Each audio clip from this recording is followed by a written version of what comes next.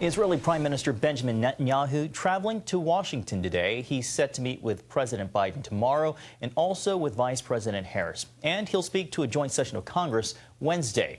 As CBN's Chris Mitchell reports from Jerusalem, the Prime Minister's visit comes as Israel has taken out a key Hamas leader and struck back after a drone attack on Tel Aviv.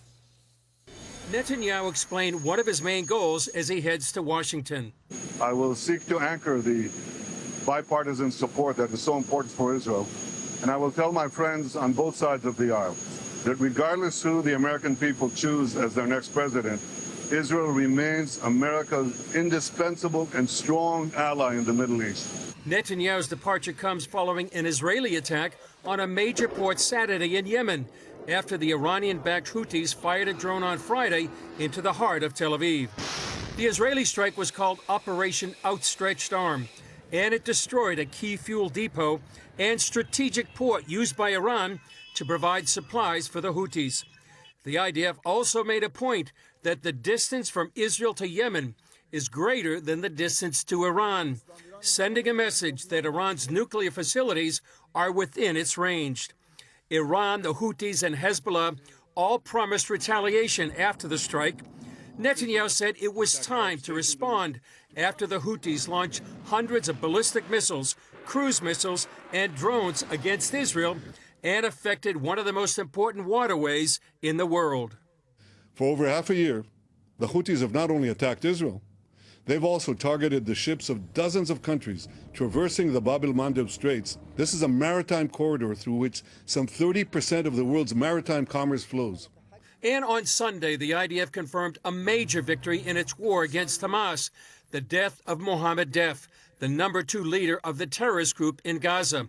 Israel had bombed Deif and his top aide after weeks of surveillance.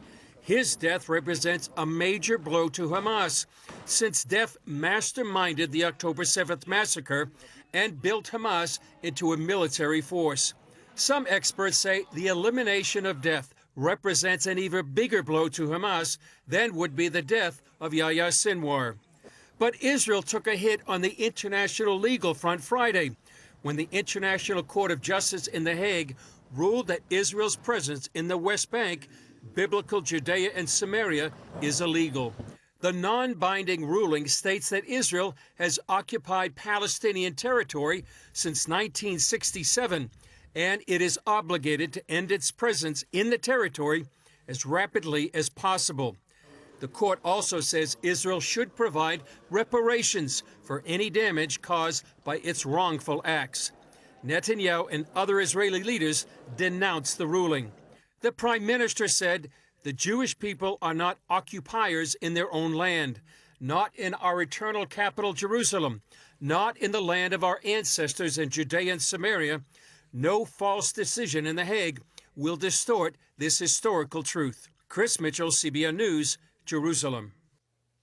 All right, thank you, Chris. You'll be able to see Prime Minister Netanyahu's speech to Congress Wednesday, as CBN News will cover his address live Wednesday afternoon on the CBN News channel and on YouTube.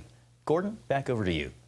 I encourage you to watch it because I believe it will be an historic address to rally us to fight this ideology.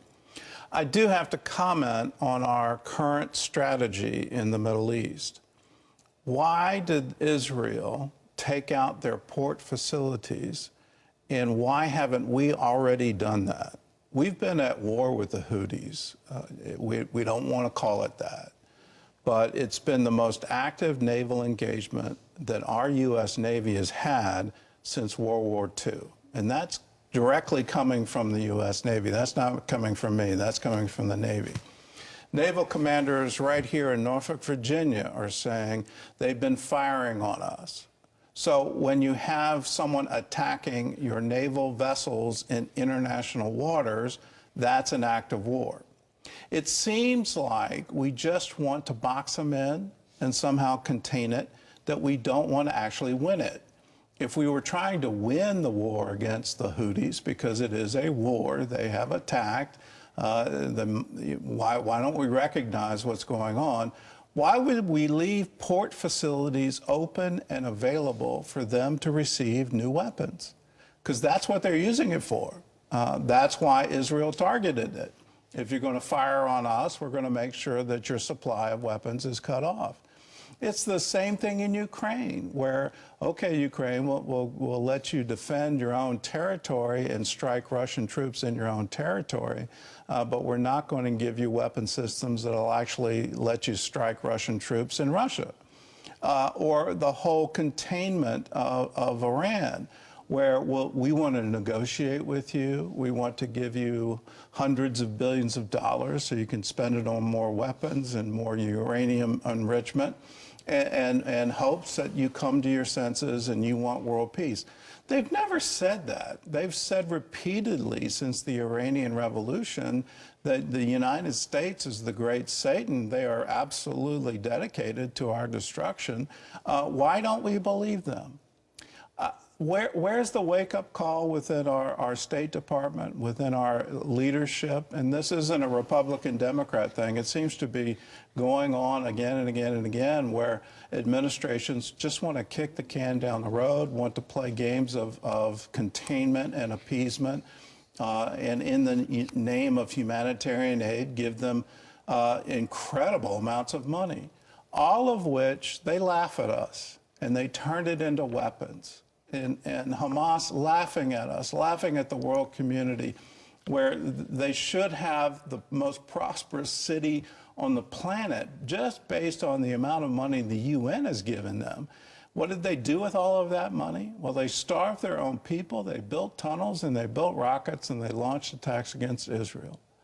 When are we going to wake up to it, to say, no, not on our watch? If you're going to be bent on our destruction, well, then we're certainly not going to fund it. And when you attack us, we're going to attack back, and we're going to attack looking to win, not to some kind of appeasement and containment. We're going to be looking to win. I hope that message gets through, and that the American people wake up to this, because if we are always into this containment strategy, we are going to be in a forever war, because they're not going to give up without being defeated.